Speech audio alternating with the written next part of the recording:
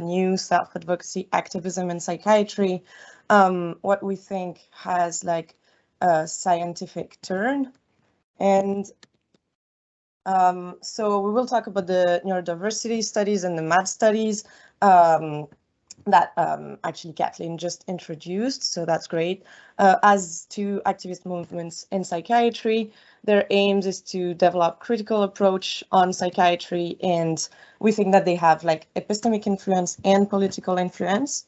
What we want to claim here is that these movements are part of a new activism in psychiatry that advocates self-advocacy, and that also departs in several ways from the anti-psychiatry movements of the 20th century.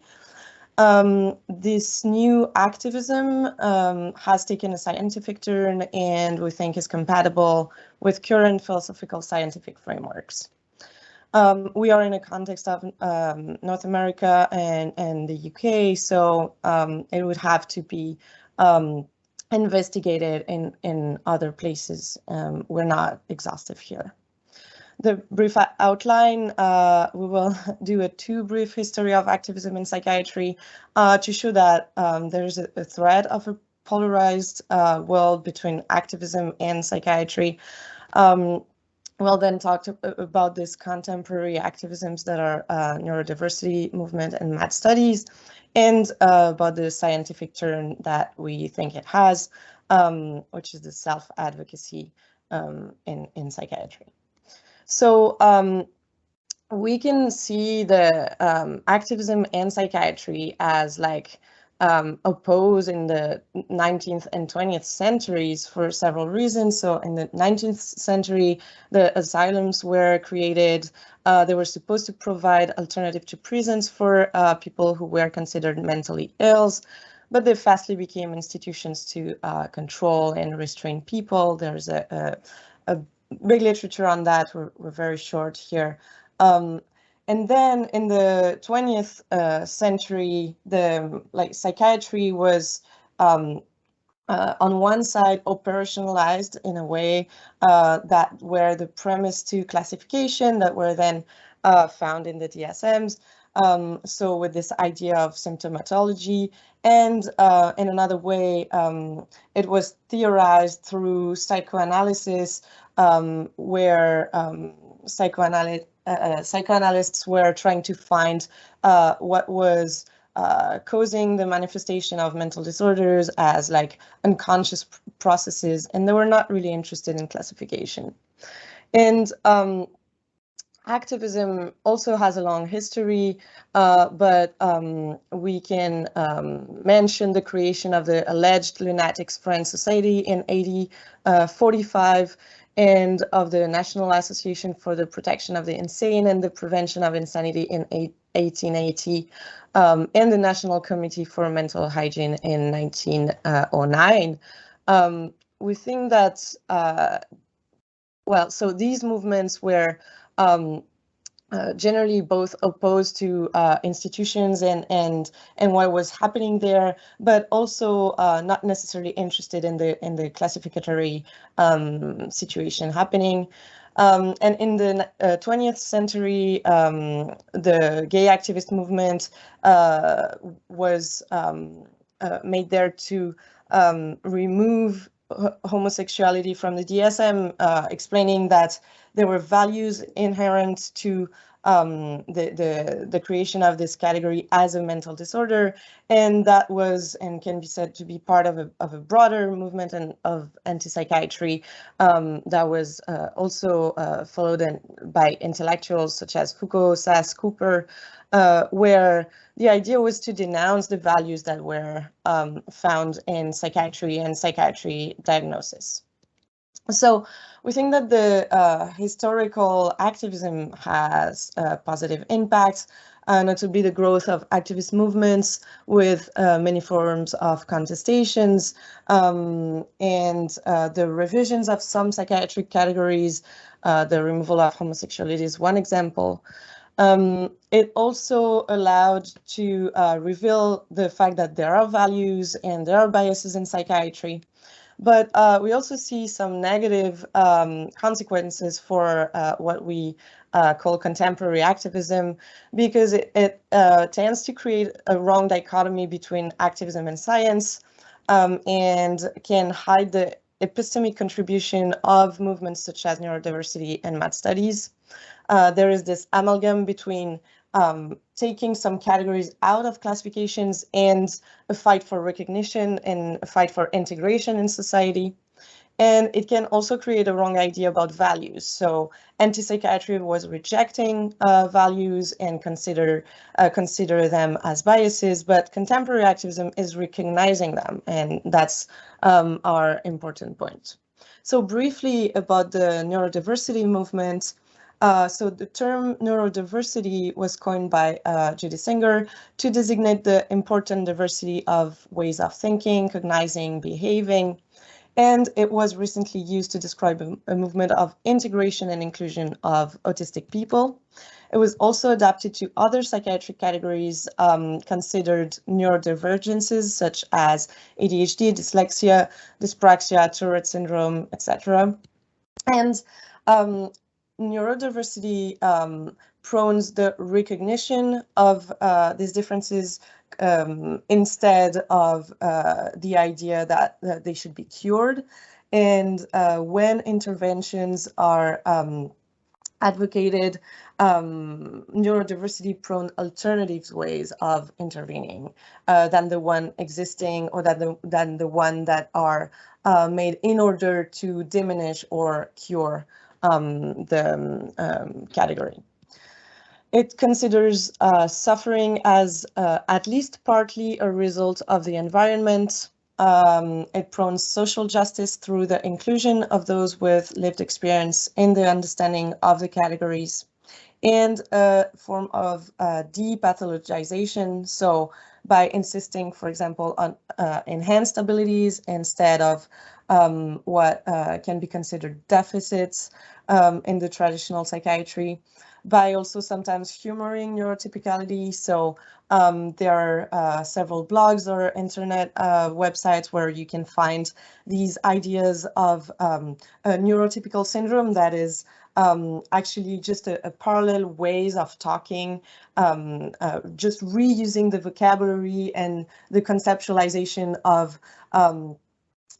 discourses that are neuronormatized, and they're applied to what is called the neurotypical syndrome. So you can see here like this post explaining how neurotypicalism is a lifelong disorder where people are capable of learning independently, fending for themselves, and developing peer relationships. However, these result in apparent insensitivity to the needs of non-neurotypicalistic population, etc., etc. And the depathologizing is also prone by changing vocabulary. So instead of deficit syndrome symptoms or this medicalized and pathologized conception, talk about differences and manifestations, and trying to find new ways of considering these.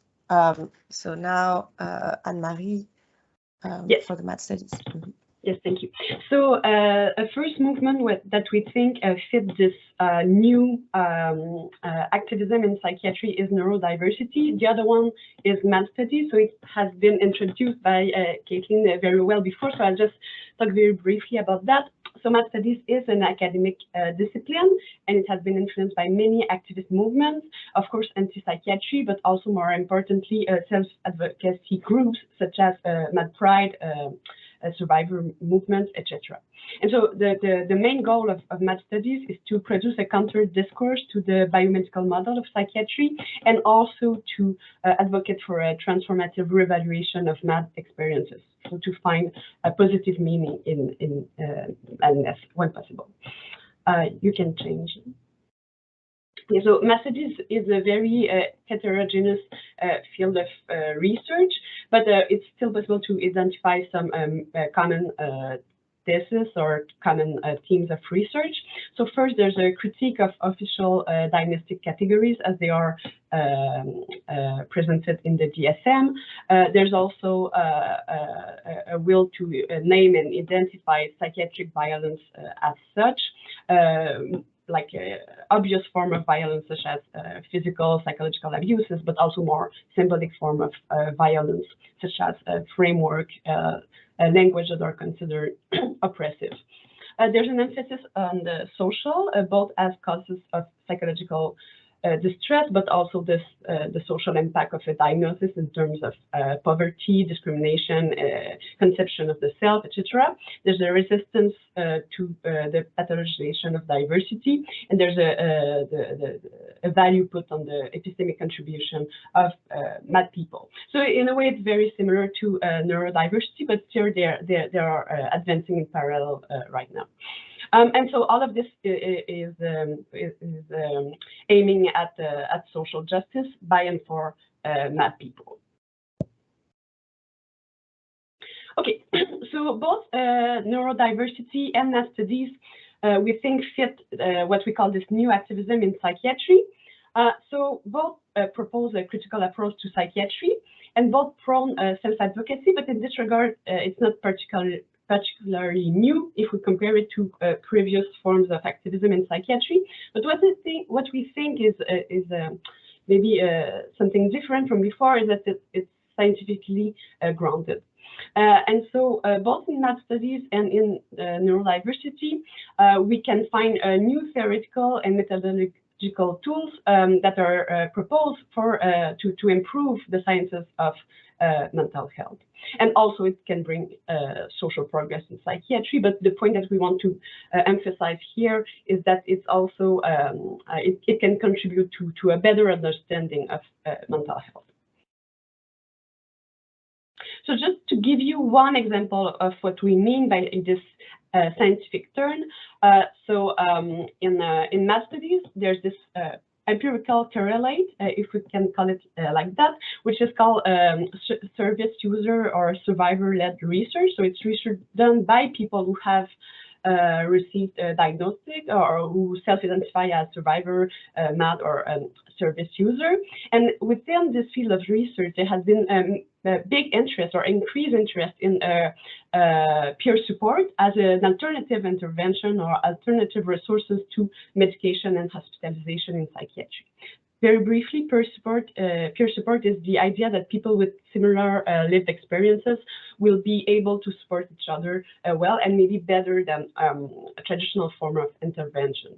And within this, this literature, we can find positive effects of peer support, so increased quality of life in terms of social relation, daily activities, involvement in work education. There's a reduction in hospitalization for people who engage in these peer support groups, and it's also cost efficient. So here, one contribution of mad studies and survivor research is to shed light on some alternative resources that has been understudied before. So despite social, empirical, and methodological progress being achieved through this new activist science in and outside psychiatry, there's still suspicion that persists toward this approach, so toward neurodiversity and mad studies as being able to contribute to the science of mental health. And the question that we were asking ourselves is, why is this so? And we think that there's at least one perceived threat here, and it's the risk of biased or distorted sciences or interest-driven reasoning. So very briefly, the intuition here would be something like this. So activism, or this new activism in psychiatry, is explicitly and strongly value-laden. So they are aiming at social justice explicitly, but because it's so strongly value-laden, then it's bad science. And it's this intuition that we would like to criticize, or we would like to find a potential response to this worry. So we think that some tools that can be useful to think about the value-ladenness of this new activism in science is what is called the values in science approach. So the main thesis of this approach in philosophy of science is the idea that values are present in different contexts of scientific investigation, and these values are legitimate in so long as they can be criticized. And so if we use or retool this claim in the context of activism in psychiatry.